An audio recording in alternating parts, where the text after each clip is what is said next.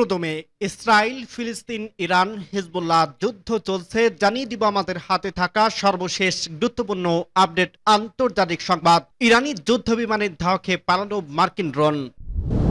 জানিয়ে দিব যুক্তরাষ্ট্রের নতুন মহামারীর হানা, মৃত্যুর হার ৩৯%। আরো জানিয়ে দিব হামাস ইসরায়েলে হামলার প্রস্তুতি নিচ্ছিল, এটা মিথ্যা।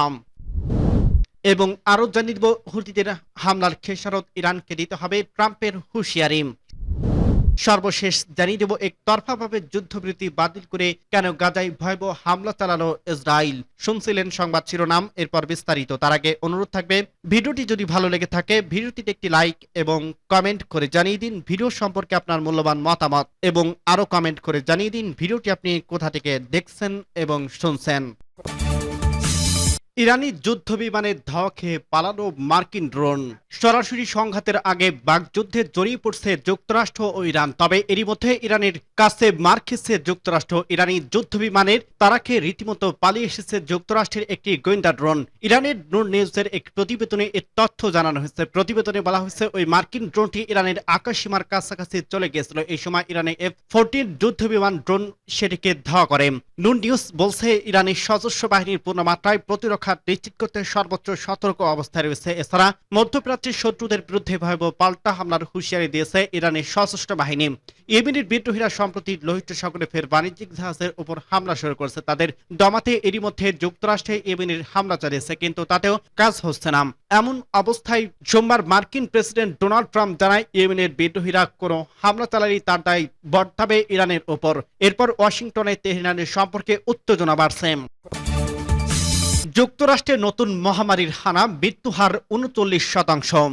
যুক্তরাষ্ট্রে ভয়াবহ আকারে ছড়িয়ে পড়ছে নতুন ফ্লু। ২০১৭ সালের পর প্রাণঘাতী H7N9 বার্ড ফ্লু ব্যাপক প্রাদুর্ভাব শনাক্ত হয়েছে। ছড়িয়ে পড়া এই ফ্লুতে মৃত্যুর হার ৩৯%। মঙ্গলবার ১৮ মার্চ বার্তা সংস্থা রয়টার্সের এক প্রতিবেদনে এর তথ্য জানানো হয়েছে। প্রতিবেদনে বলা হয়েছে H7N9 বার্ড ফ্লুর প্রাদুর্ভাব একটি পোল্ট্রি ফার্মে শনাক্ত হয়েছে। এই ঘটনায় ঘটছে এমন এক সময় যখন দেশটির ইতিমধ্যেই H5N1 বার্ড ফ্লুর প্রাদুর্ভাবের সঙ্গে লড়াই করছে, যা মানুষের মধ্যে সংক্রমিত হয়েছে এবং ডিমের দাম রেকর্ড উচ্চতর নিয়ে গেছে।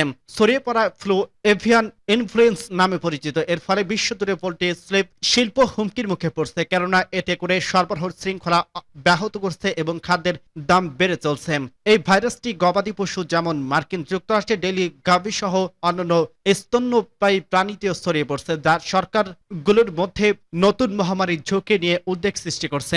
H7N9 বার্ড ফ্লু ভাইরাসটি মানুষের জন্য অত্যন্ত বিপজ্জনক হিসেবে প্রমাণিত হয়েছে। বিশ্ব স্বাস্থ্য সংস্থা WHO তথ্য অনুযায়ী ২০১৩ সালে চীনের প্রথম শনাক্ত হওয়ার পর থেকে এই ভাইরাস আক্রান্ত হয় ১৫৬৮ জনের মধ্যে ৬১৬ জন মৃত্যু হয়েছে। এই রোগের মৃত্যুর হার ৩৯%। তবে WHO জানিয়েছে এই ভাইরাসটি মানুষ থেকে মানুষকে সহজে সংক্রমিত হয় না। প্যারিস ভিত্তিক বিশ্ব প্রাণী সংস্থা সোমবার এক প্রতিবেদনে জানিয়েছে মার্কিন যুক্তরাষ্ট্রের মিসিসিপি রাজ্যের নোক্সগ্লোবি কাউন্টারে একটি পোল্ট্রি ফার্মে H7N9 বার্ড ফ্লু প্রাদুর্ভাব শনাক্ত হয়েছে। এই ফার্মে ৪৭,৬৫৪টি বাণিজ্যিক ব্রয়লার মুরগি ছিল। মার্কিন কর্তৃপক্ষ ৪ মার্চ এই প্রাদুর্ভাব নিশ্চিত করছে।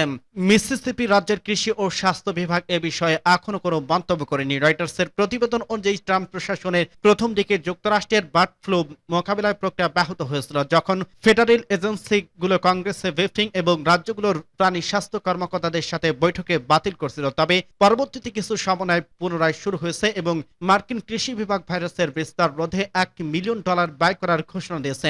এই প্রাদুর্ভাব বিশ্বজুড়ে নতুন করে উদ্বেগ সৃষ্টি করছে, বিশেষ করে বার্ড ফ্লু ভাইরাসের ক্রমাগত রূপান্তর এবং স্তন্যপায়ী প্রাণীর এর বিস্তার নিয়ে। বিশেষজ্ঞরা বলছে ভাইরাসটির উপর নিবিড় নজরদারি এবং দ্রুত প্রতিরোধমূলক ব্যবস্থা গ্রহণ করা না হলে এটি আরো বড় স্বাস্থ্য সংকট তৈরি হতে পারে। হামাস ইসরায়েলের হামলার প্রস্তুতি নিচ্ছিল, এটি মিথ্যা। গাজায় ইসরায়েলি হামলার আগে ফিলিস্তিনি স্বাধীনতাকামী গোষ্ঠী হামাস দেশটিতে হামলার প্রস্তুতি নিচ্ছে বলে যে অভিযোগ উঠছে তা মিথ্যা বলে জানিয়েছে হামাস। এক বিবৃতিতে গোষ্ঠীটি জানিয়েছে ইসরায়েলের এই আগ্রাসী ও রক্তাক্ত হামলাকে বৈধতা দেওয়ার জন্য এই নাটক সাজিয়েছে। খবর টাইমস অব ইসরায়েলের। হামাসের মুখপাত্র আব্দুল লতিফ আল কানওয়া এক টেলিগ্রামে বলছে অবৈধ দখলদারিত্ব অব্যাহত রাখতে তারা যুক্তরাষ্ট্রের সঙ্গে সমন্বয় করে ফের গণহত্যা শুরু করছে। যুদ্ধবিরতি ভেঙে গাজায় ইসরায়েলি বিমান হামলা শুরু করছে ইসরায়েল। গাজার মেডিকেল সূত্র জানিয়েছে এতে এ পর্যন্ত নিহতের সংখ্যা দাঁড়িয়েছে 404 জনে। আরো 600 জনের মতো আহত হওয়ার ঘটনা ঘটছে। এই সংখ্যা আরো বাড়তে পারে। হতাহতের মধ্যে অধিকাংশই নারী ও শিশু। চলতি বছরের 19 জানুয়ারি হামাসের সঙ্গে যুদ্ধবিরতির পর এটি গাজায় ইসরায়েলের সবচেয়ে বড় হামলা। হামাস বলছে যুদ্ধবিরতি চুক্তি বাতিলের জন্য ইসরায়েলের অবরুদ্ধ ও অরক্ষিত বেসামরিক নাগরিকদের উপর প্রতারণামূলক হামলা চালিয়েছে। টানা 15 মাস হামাস ইসরায়েল সংঘাত চলার পর 19 জানুয়ারি যুদ্ধবিরতির প্রথম ধাপ শুরু হয়। এর মেয়াদ ছিল 42 দিন। মোট 3 ধাপের মধ্যে প্রথম ধাপ শুরু 16 দিনের মাথায় দ্বিতীয় ধাপ নিয়ে আলোচনা শুরু করার কথা ছিল, কিন্তু ইসরায়েল তা করেনি।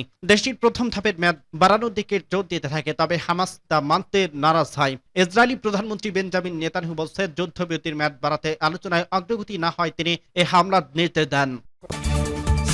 হুতিদের হামলার খেসারত ইরানকে দিতে হবে, ট্রাম্পের হুঁশিয়ারি। মার্কিন প্রেসিডেন্ট ডোনাল্ড ট্রাম্প ইরানকে সতর্ক করে বলছেন লোহিত সাগরে ইয়েমেনের হুতি বিদ্রোহীদের উপর যে কোনো হামলার জন্য তেহরানকে দায়ী করা হবে।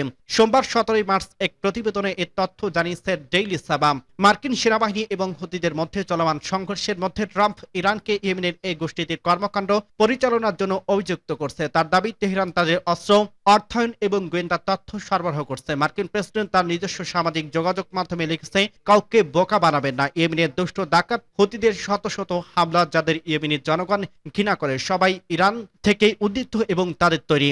তিনি লেখেন, হুতিদের আর কোনো হামলার জবাব শক্তভাবে মোকাবেলা করা হবে, আর এই শক্তি যে সেখানে থামাবে তার কোনো গ্যারান্টি নেই। তিনি আরো লেখেন, হুতিদের চালানো প্রতিটি গুলি এখন থেকে ইরানের অস্ত্র এবং নেতৃত্ব থেকে ছোড়া গুলির হিসাব দেখা হবে এবং ইরানকে দায়ী করা হবে। এর পরিণতি ইরানকে ভোগ করতে হবে এবং সেগুলি পরিণতিগুলি ভয়াবহ হবে।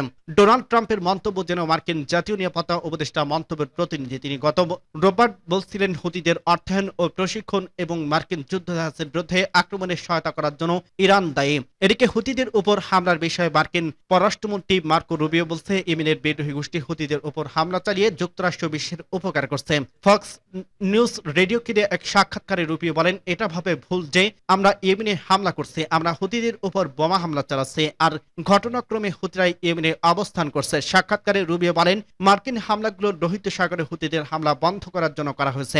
প্রসঙ্গত, মার্কিন প্রেসিডেন্ট ডোনাল্ড ট্রাম্পের নির্দেশে শনিবার 15 মার্চ থেকে ইয়েমেনে হুতি বিদ্রোহী গোষ্ঠীর উপর বড় ধরনের বিমান হামলা শুরু করছে যুক্তরাষ্ট্রের সামরিক বাহিনী। এতে কমপক্ষে 53 জন নিহত হয়েছে। এদের মধ্যে 5 জন শিশু রয়েছে বলে জানিয়েছে দেশটির বিদ্রোহী গোষ্ঠীর স্বাস্থ্য বিভাগ। একতরফাভাবে যুদ্ধবিরতি বাতিল করে কেন গাজায় ভয়াবহ হামলা চালালো ইসরায়েল? ফিলিস্তিনি অবরুদ্ধ গাজায় ভয়াবহ হামলা চালিয়েছে ইসরায়েলি সেনাবাহিনী। মঙ্গলবার 18 মার্চ ভোরে চালানো এই বিমান হামলায় সর্বশেষ 342 জনের মৃত্যুর খবর জানিয়েছে গাজার মেডিকেল সূত্র, যাদের মধ্যে অধিকাংশ নারী ও শিশু। গাজারে আকস্মিকভাবে ভয়াবহ এই হামলা চালিয়েছে ফিলিস্তিনি প্রতিরোধ আন্দোলন হামাসের সঙ্গে একতরফাভাবে যুদ্ধবিরতি চুক্তি বাতিল করল ইসরায়েল। কাতার ভিত্তিক সংবাদ মাধ্যম আল জাজিরা সম্প্রচারিত ফুটেজে দেখা গেছে নিহত ও আহতদের মধ্যে অনেকে শিশু রয়েছে। উত্তর গাজা, গাজা সিটি, দেইর আল বালা, খান ইউনুস এবং দক্ষিণ মিশরের সীমান্তবর্তী রাফা সহ উপত্যকাটিতে বিভিন্ন এলাকার লক্ষ্য করে বিমান হামলা চালিয়েছে ইসরায়েল।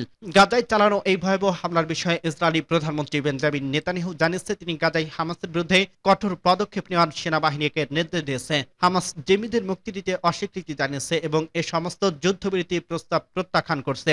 নেতানিয়াহু কার্যালয় এক বিবৃতিতে জানিয়েছে, ইসরায়েল এখন থেকে হামাসের বিরুদ্ধে সামরিক শক্তি বৃদ্ধির মাধ্যমে ব্যবস্থা নেবে। এদিকে হামলার প্রসঙ্গে হোয়াইট হাউসের প্রেস সেক্রেটারি ক্যারোলিন লেভিট জানিয়েছে, মার্কিন প্রেসিডেন্ট ডোনাল্ড ট্রাম্পের সঙ্গে পরামর্শ করে গাজায় হামলা চালিয়েছে ইসরায়েল। সংবাদ মাধ্যম ফক্স নিউজকে তিনি বলছেন, ট্রাম্প যেমনটা স্পষ্ট করে বলছেন, হামাস হতে ইরান যারা কেবল ইসরায়েলকে নয় যুক্তরাষ্ট্রকে আতঙ্কিত করতে চায় তাদের মূল্য দিতে হবে এবং তাদের উপর নরক ভেঙে পড়বে। তিনি আরো বলেন, হুতি, হিজবুল্লাহ, হামাস, ইরান ও ইরান সমর্থিত সশস্ত্র গোষ্ঠী প্রতিনিধির প্রেসিডেন্ট ট্রাম্পকে খুব গুরুত্ব সহকারে নেওয়া, কারণ তিনি বলেন যে তিনি আইন মেনে চলা মানুষের পক্ষে এবং যুক্তরাষ্ট্র ও আমাদের মিত্র ইসরায়েলের পক্ষে দাঁড়াতে ভয় পান। ইসরায়েলি সেনাবাহিনী জানিয়েছে তারা এতদিন প্রয়োজনীয় ততদিন গাজায় আক্রমণ চালিয়ে যেতে প্রস্তুত এবং বিমান হামলার বাইরে অভিযানটি সম্প্রসারিত করবে, অর্থাৎ গাজায় স্থল অভিযানে ইঙ্গিত দিয়েছে সেনাবাহিনী। ইসরায়েলি সেনাবাহিনী হামাস কমান্ডার এবং অবকাঠামো লক্ষ্য করে হামলা চালানো হয়েছে বলে ব্যাখ্যা করছে, তবে ফুটেজ এবং স্থানীয় প্রতিবেদনে দেখা গেছে বহু বেসামরিক লোক নিহত এবং আহত হয়েছে।